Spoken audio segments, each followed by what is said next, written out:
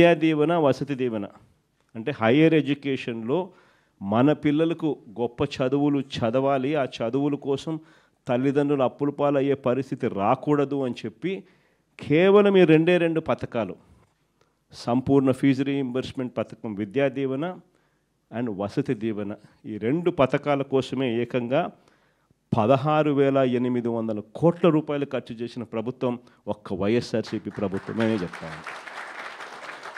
దీనివల్ల ఏమవుతుంది అని అంటే ఎవరైనా కూడా, మరీ ముఖ్యంగా పేదవాడు, మధ్యతరగతి వాళ్ళు, వీళ్ళెవ్వరికీ కూడా ఫీజులు కట్టలేక చదువులు మానేసే పరిస్థితి ఏ ఒక్కరికి రాకుండా చేసి అడుగులు పడ్డాయి.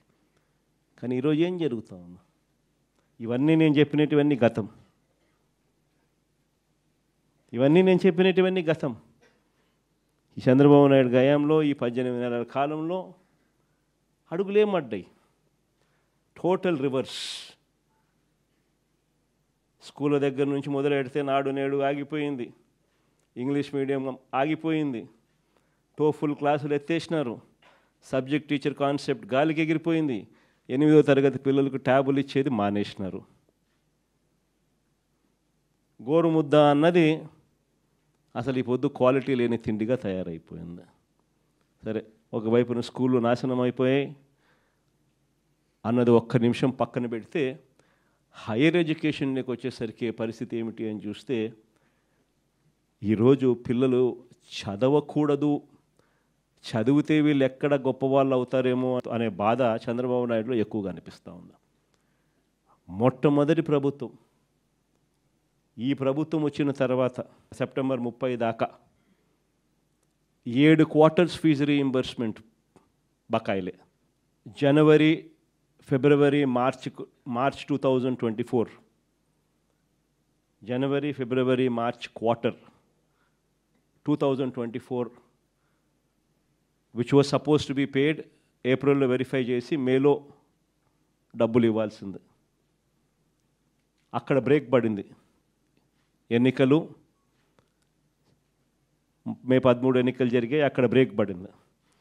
చంద్రబాబు నాయుడు ఎన్నికల కమిషన్కి లేఖ రాసి ఫీజు రీయింబర్స్మెంట్ డబ్బులు జగన్ ఇస్తా ఉన్నాడు, ఆపండి అని చెప్పి ఏకంగా లేఖ కూడా రాసి కూడా ఆపిచ్చేసాడు.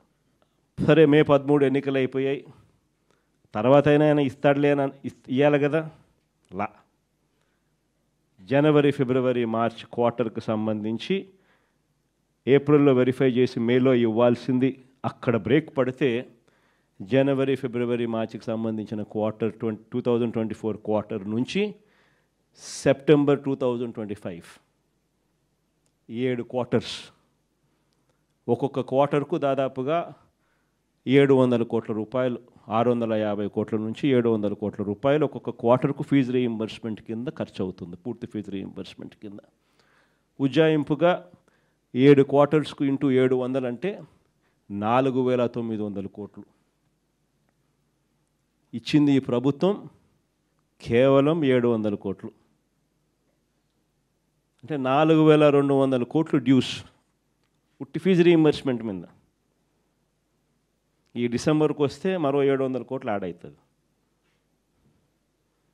వసతి దీవెన కింద ఏప్రిల్ 2024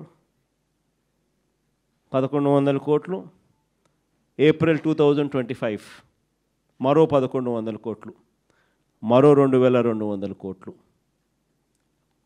డ్యూస్.